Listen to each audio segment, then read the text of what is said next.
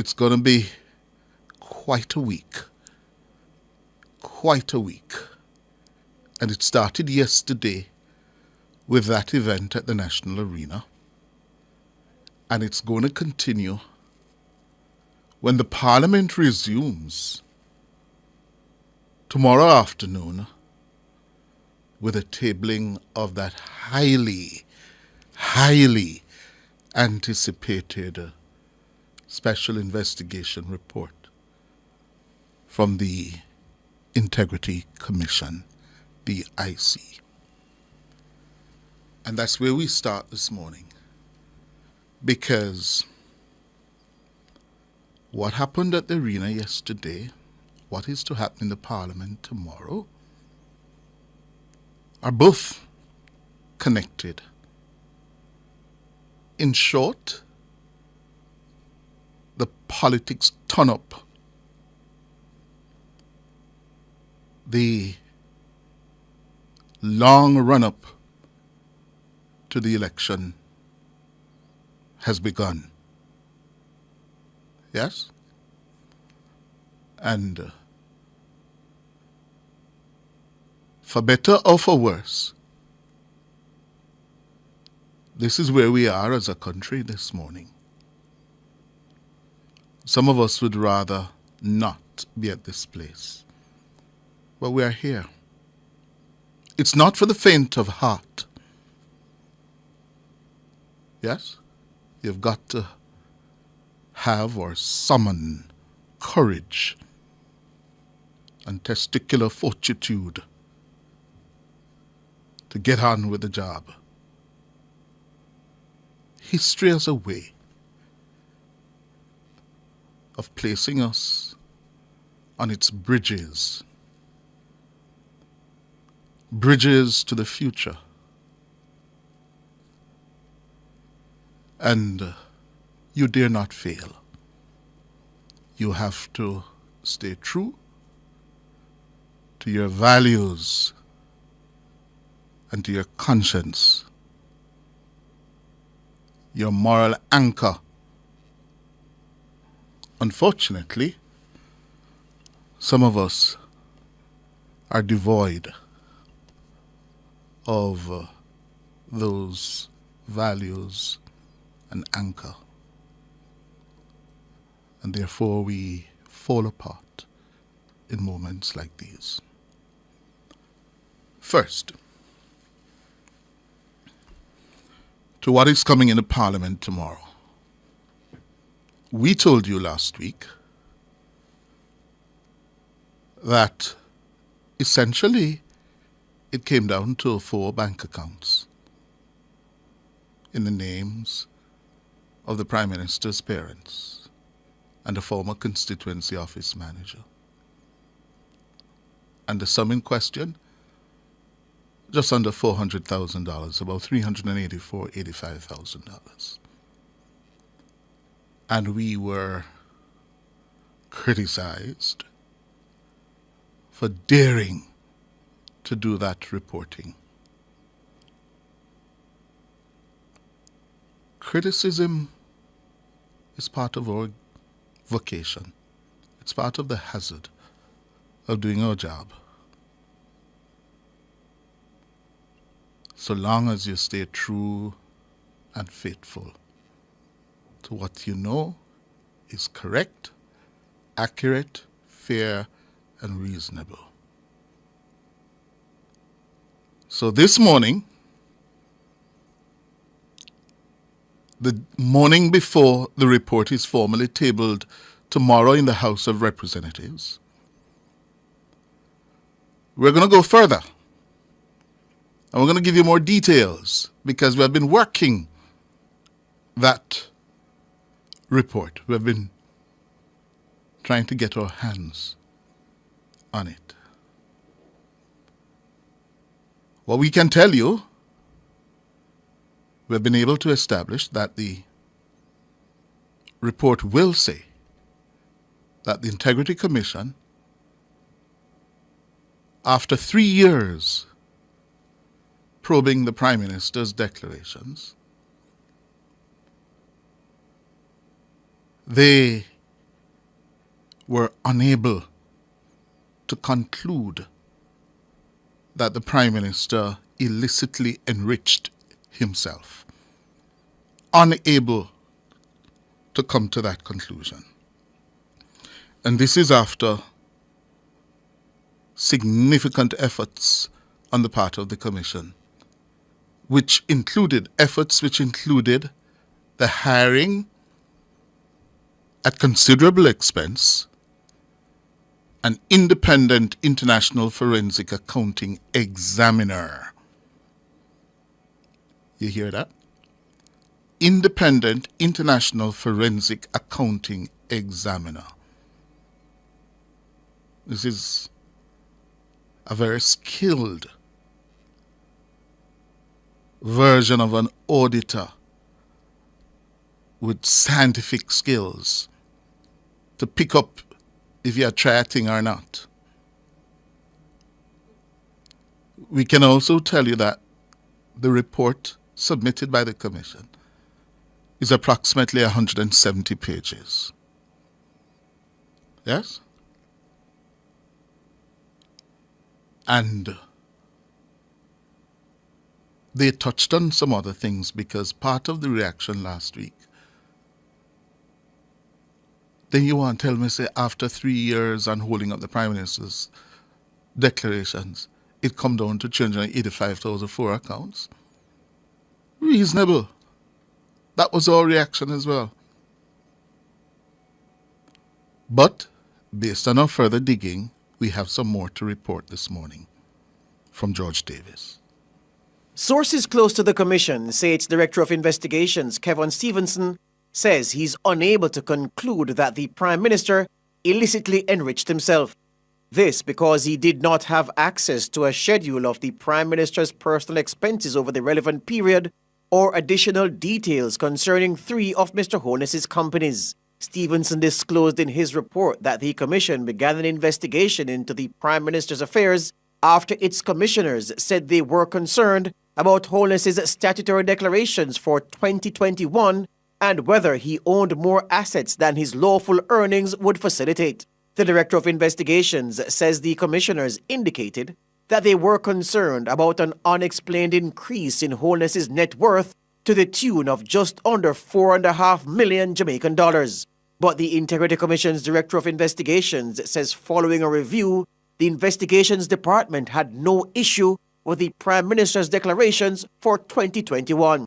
Mr. Stevenson wrote that there was no unexplained growth in the Prime Minister's net worth in the year 2021. However, Mr. Stevenson says following the analysis, the Investigations Department took issue with what he described as an unexplained growth of just over 1.9 million Jamaican dollars in Mr. Holness's net worth for the year 2022. Stevenson noted that Holness's net worth had actually declined by just over 1.1 million Jamaican dollars between 2020 and 2021. During his report, Stevenson accused Holness of hindering his probe by not submitting a schedule of his personal expenses. But the Director of Investigations noted that the Prime Minister's lawyers insisted he had supplied all relevant information in compliance with the law. The Director of Investigations did not recommend prosecution for the Prime Minister concerning the offense of illicit enrichment.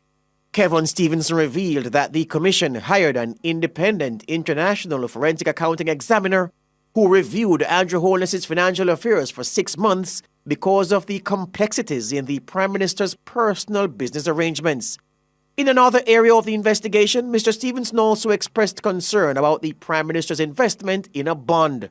The Prime Minister's lawyers told the Commission that contrary to his written instructions, the bank which facilitated the investment made an error and attributed $30,000 from his Positive Jamaica Foundation to support the $60,000 bond purchase. The transaction was later reversed by the bank. However, the Director of Investigations at the Integrity Commission reportedly recommended that the Financial Investigations Division, FID, conducts an additional review of the bond purchase. The Integrity Commission has reportedly written to Parliament asking Parliament's support for the FID referral. Our news centre disclosed last week that the Integrity Commission's Director of Investigations recommended that the Prime Minister be prosecuted for not disclosing 4 bank accounts, 3 of them owned by his parents and 1 owned by a former constituency office manager. That recommendation was rejected by the Director of Corruption Prosecutions at the Integrity Commission, Keisha Prince Kamika. The accounts had a combined total of just under 400,000 Jamaican dollars. Mrs. Prince Kamika said the prosecution would be hard-pressed to conclude that the Prime Minister knowingly did not declare the accounts on which he noted he was added as an emergency contact. In her ruling, Prince Kamika suggested that there was greater evidence to support Prime Minister Holness's explanation for not disclosing the bank accounts than there was to support a recommendation by Kevin Stevenson for the Prime Minister to be prosecuted. George Davis for Nationwide News. Thank you, George. I'll just read a short excerpt from the report. At 1.7. It says here, further, and having regard to the complexity and the volume of the transactions involved with respect to Mr. Holness's statutory declarations, an independent international forensic accounting examiner was engaged by the Commission to determine, among other things, the nature and extent of the interplay between Mr. Holness and 3 connected companies, namely Imperium Investments Holdings Limited, Estate Bridge Development Company Limited, and Positive Media Solution Limited. Based on the volume of the transactions observed in the bank accounts owned and associated with Mr. Holness, and the referenced 3 companies, the forensic examiner took approximately 6 months to complete his examination and submit his report. So, we have given you what we believe are the essential findings and recommendations of what is to be tabled in the Parliament tomorrow afternoon. Now, to what happened yesterday, the 86th Annual Conference of the Opposition People's National Party, the PNP.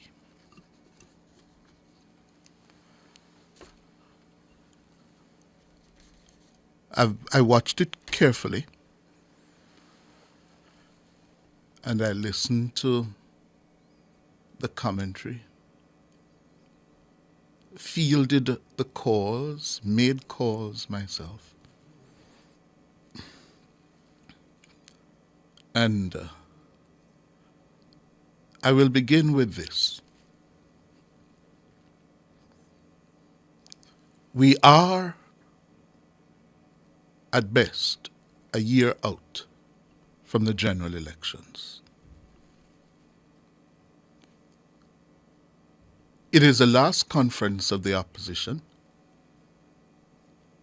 likely the last, before it goes into a do or die election.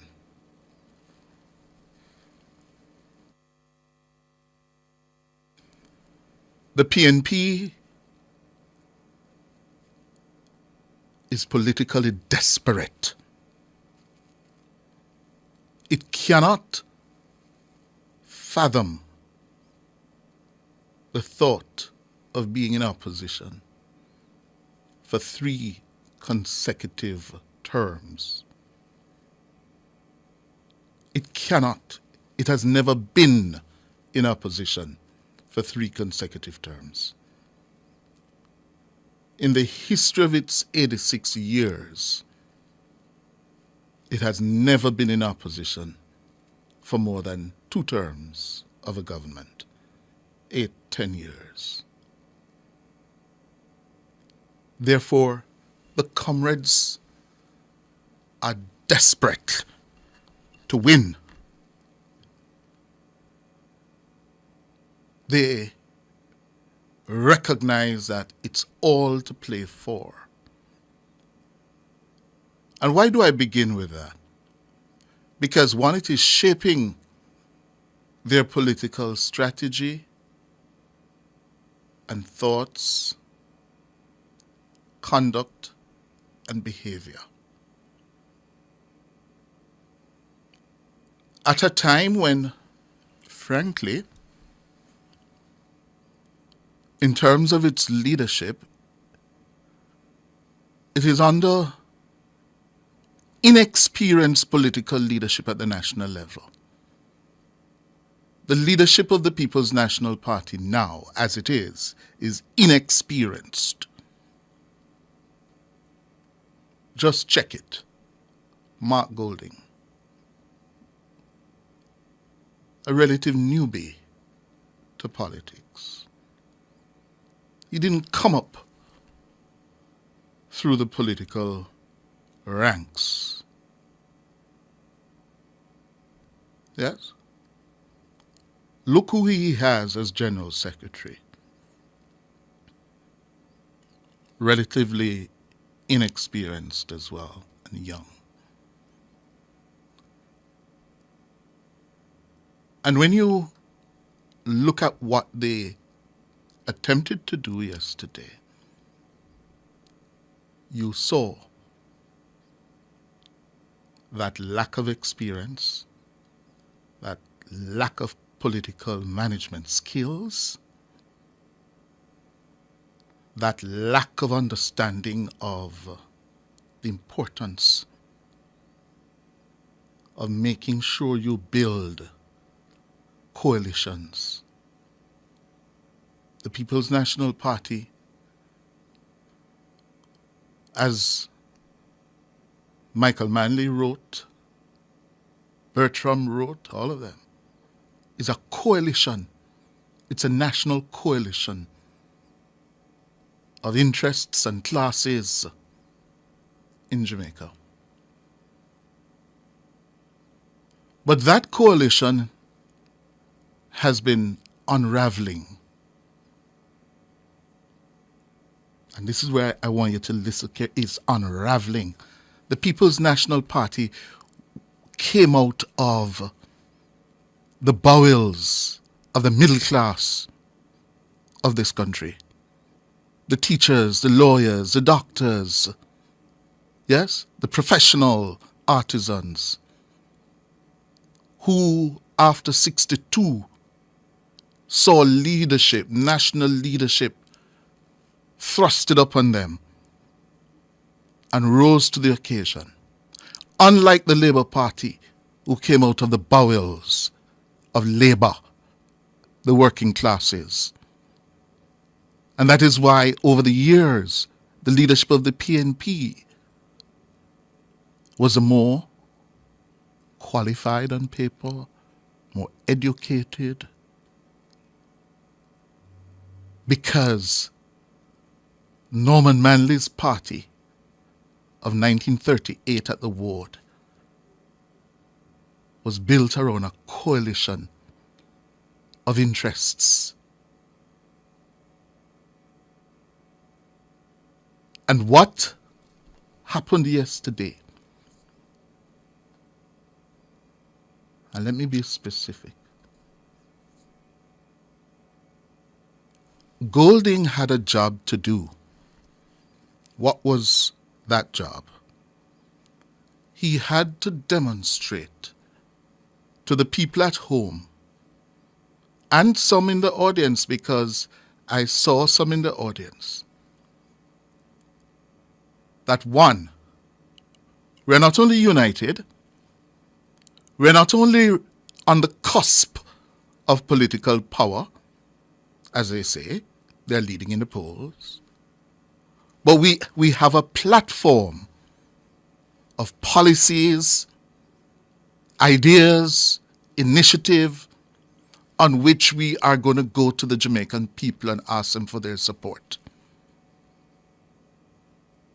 That was part of Golding's job yesterday. And he clearly attempted to do it. I thought he made some good points. Yes? The issue of education, an issue that the PNP has lost to the JLP. Yeah? But most of what he came with are not organically new ideas, which is not necessarily bad. For a parliamentary democracy, it's not necessarily bad, because you have to run relays in state governance. One administration is to pick up from another. Yeah? So that's not inherently bad. But the point I'm making where I began about the coalition of interests, the people of the middle classes in this country, the middle classes, the middling classes, the professionals, we have abandoned the politics. We no longer participate in the group meetings of the People's National Party or the branch meetings of the Labour Party. We stay home. And as one person put it to me this morning, we are glued into the American presidential election, following Trump and Kamala. But we don't take an active interest any longer in what goes on inside the People's National Party and the Jamaica Labour Party. We have abandoned that. To who? We have abandoned that political process to who Professor Don Robotham accurately but disparagingly described some years ago as a lumpens. The people who vote are not from the middling classes or the middle classes anymore. It is those at the base of the society. Those people vote. Those people go to conferences. Those people pack the arena. And what are we left with? We're left with a political process that is devoid, without that input of the middle classes, the educated middle classes, who historically have provided leadership in the country. We have left it up. And therefore, you got what you got yesterday at the PNP's conference. A man of questionable character is hailed as a hero. And by the calculation of Dayton Campbell and Mark Golding, they have an election to win. And he has a whole lot of influence and sway. Therefore, they're not comfortable with it. When you listen to Dayton Campbell and Angela Brown Burke struggling to justify it. But their calculation is, we must win and win at all cost. While you who are listening to me this morning in northern St. Andrew, the suburbs, yeah, you wouldn't go to a conference. You don't even go vote. You're not going to vote. But those 15,000 at the arena yesterday, they vote. They do have a problem with that gentleman. They don't. They welcome him because they know It is going to resonate in their communities, in their districts, in their bars. But you turn up your noses and your faces at it and condemn it as it ought to be. As it ought to be. But what do you do about it? What do you expect when you turn your back on the process and you leave it up to them? That's what we get. And I dare say this morning, we are facing an existential threat to our democracy if more and more of us, who this country has educated, given us a fairly decent life,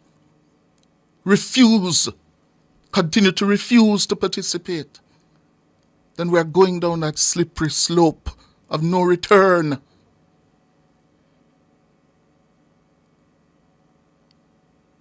So when you condemn this morning, also commit that you must go back, find out which group is meeting, which branch is meeting, so you can go in there. Can you imagine? Just think about it.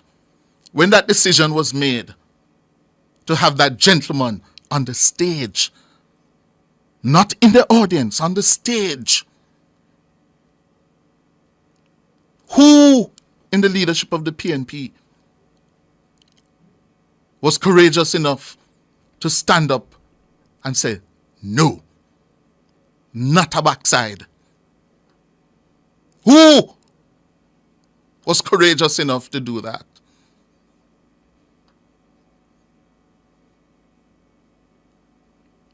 Huh? Where was Peter Bunting? Find that clip with Peter Bunting for me that speaks to that gentleman. Where were they? Yeah? We're joking. We're joking about Lady J.A. Yeah? Yesterday, Mark Golding stood up for just over an hour and tried to outline a policy platform in front of thousands of highly energized, enthusiastic comrades. They got a very good turnout. The place was crammed, packed, and overflowing. Yes? But among some of those, they were thinking about what the hell happened an hour before. What happened? Yeah? And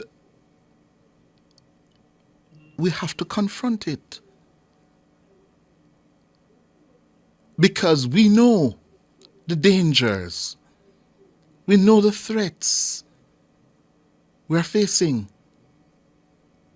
And what we don't want to own up to is that the political leaders themselves have virtually become hostages of these forces on the ground. Some of them have become hostages, yes, on the ground.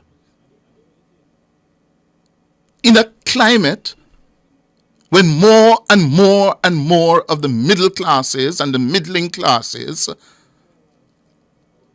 are withdrawing from the political process. Yes? So this morning, I want you to play a clip and listen to this. This is coming, I don't know who are the producers of this, but I saw it on my timeline within an hour of what we've been talking about with Mr. Palmer. Mr. Peter Bunting says convicted dancehall entertainer Vibes From the top. Go ahead. Mr. Peter Bunting says convicted dancehall entertainer Vibes Kartel has dedicated his skills to advancing an evil agenda. Minister Bunting says the entertainer has had a reprehensible impact on popular Jamaican culture. The security minister attacked Kartel yesterday while giving a lecture at the Jamaica Theological Seminary in St. Andrew. Again, for those of you who may not know, this is Vibes Kartel. He is currently a guest of mine in the correctional services. Kartel, to my mind, is just the principal exponent of the negative aspect of our popular culture, or the negative elements. He is the poster child of what I consider to be the negative elements in our popular culture. His songs and his music advocate violence, it advocates disrespect for women, it advocates skin bleaching, so it essentially devalues our whole identity as a people. I mean, there's hardly anything positive that you can find, except that he's very clever, you know. So we have to acknowledge that he's very clever, he's very talented, but he has put that talent entirely in the service of evil.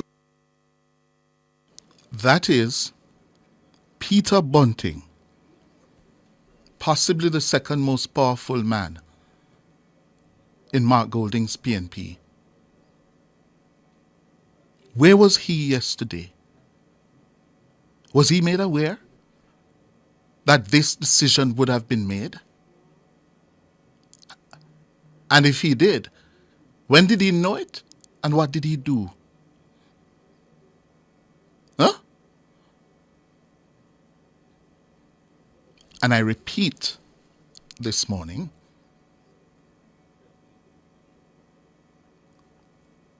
we are at a place where, and by the way, we have had several incidents where the Jamaica Labour Party and the People's National Party have hugged up unsavory characters over the decades, you know. So some of you don't start rush and believe, oh, it's only PNP alone do it. The two of them have done it. Make no mistake about it. And therefore, the critical point I want to leave this morning you with, both political parties are the sum total of those who are active within their halls, within their headquarters, who go to their central executive and national executive meetings and impose their values, their expectations on the leadership of the party. That's their sum total. And when a Cliff Hughes and Principal so-and-so withdraw from the process, yeah, it is left to who? Only those who take our money for go conference. Yes. And the politicians, not just in the PNP but in the Labour Party, they become hostages of these elements. That's where we are.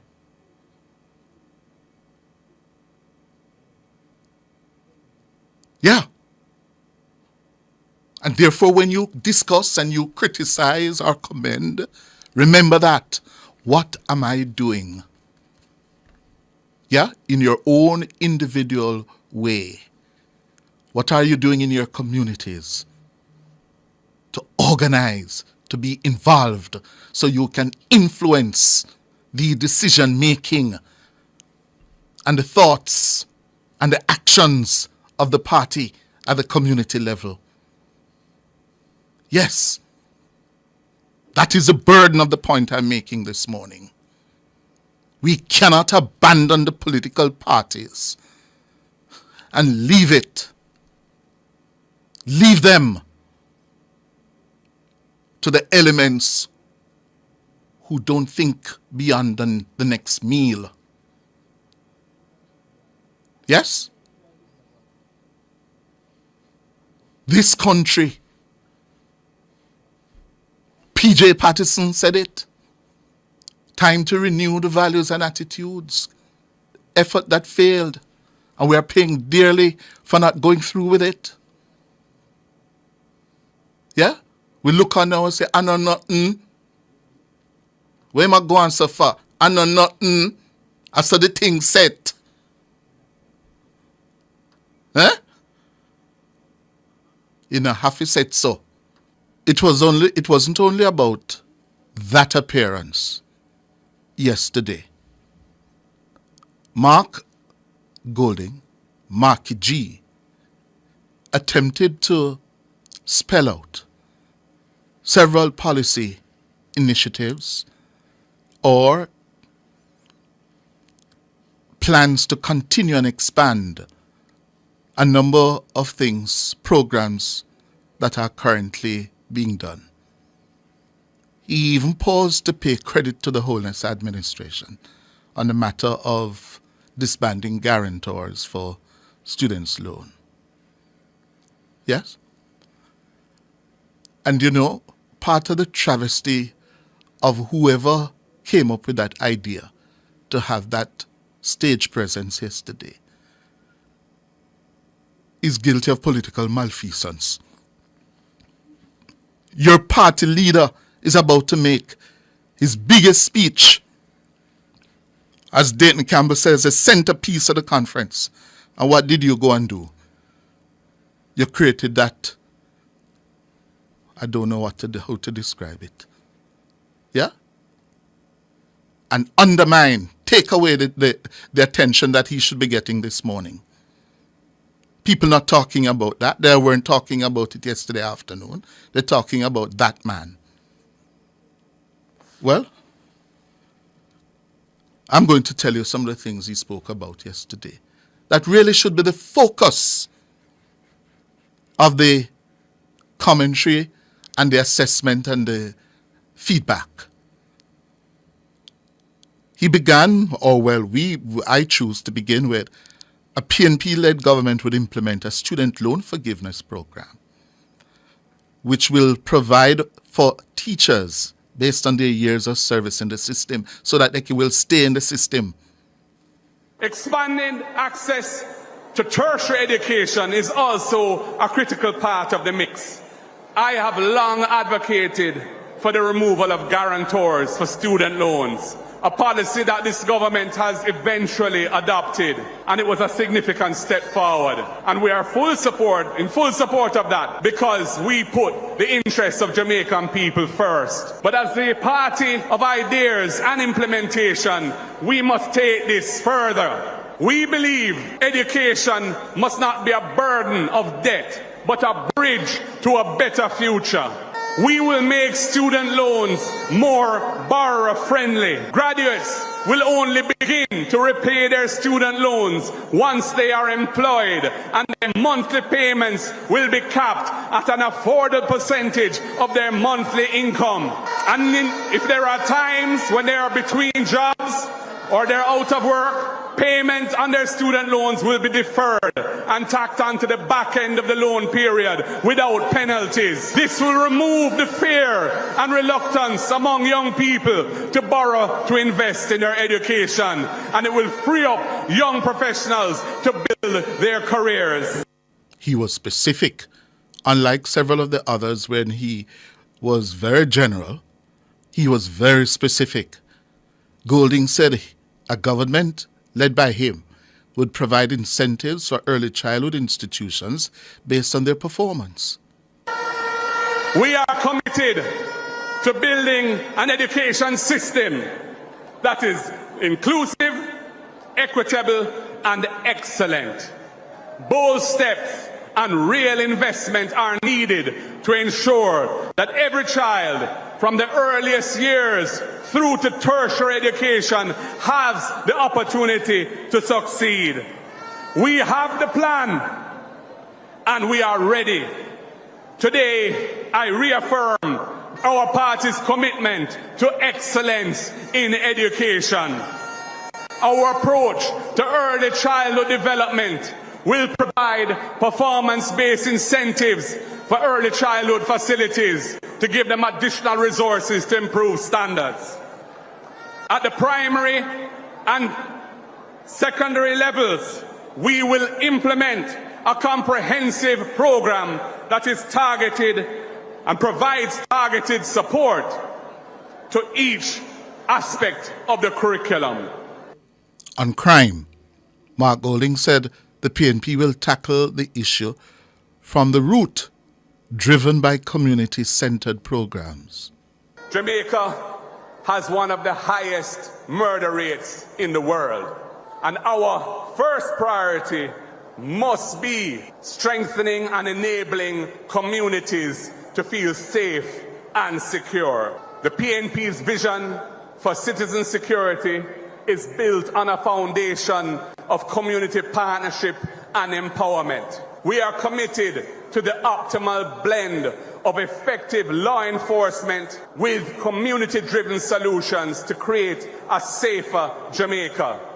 Our strategy targets the root causes of crime and delivers results that reduce crime and violence sustainably. A balanced approach to crime and crime reduction is at the core of our strategy. Our approach recognizes that public safety is best achieved when enforcement and prevention are working in harmony. Under this government, that has not been happening, but we have a plan. They shut down Unite for Change, and they defunded the Peace Management Initiative, and crime and violence went through the roof.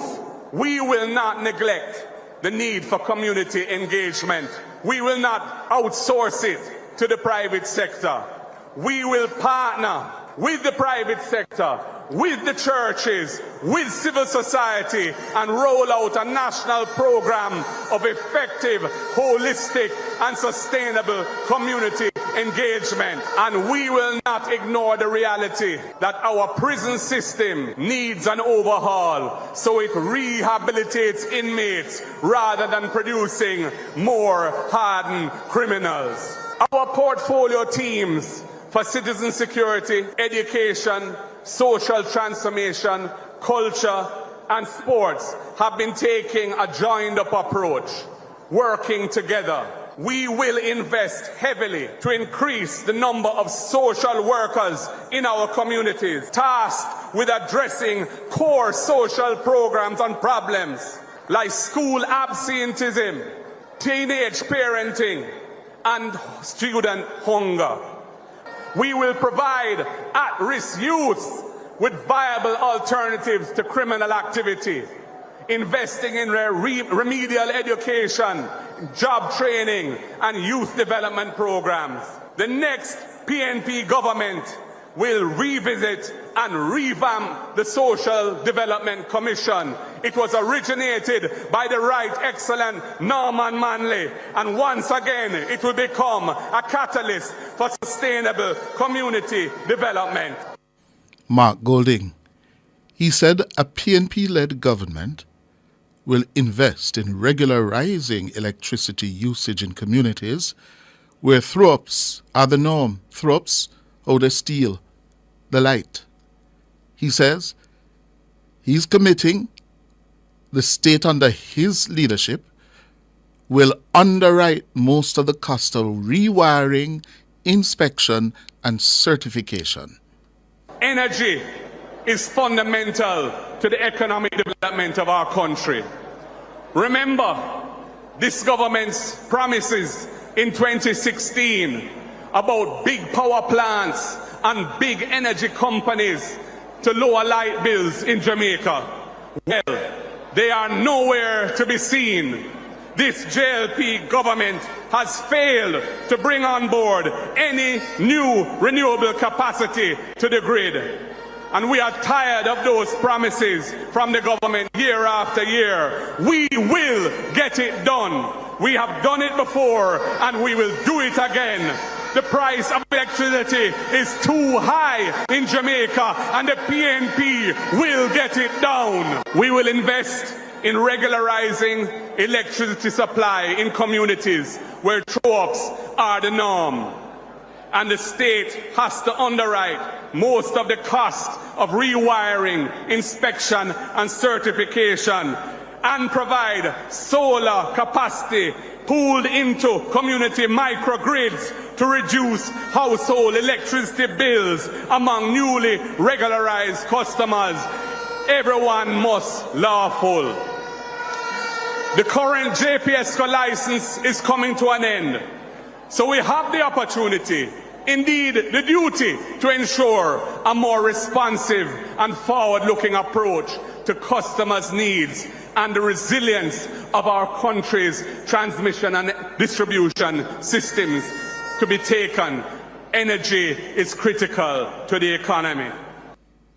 Mark Golding, another of his ideas he spoke to yesterday.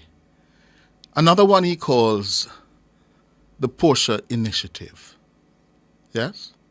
In an effort to pay homage to the former PNP President and Prime Minister.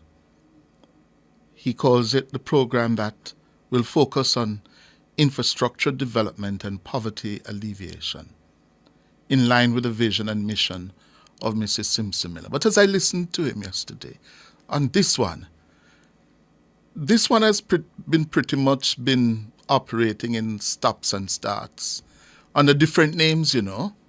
You remember Pride, Operation Pride? Yeah?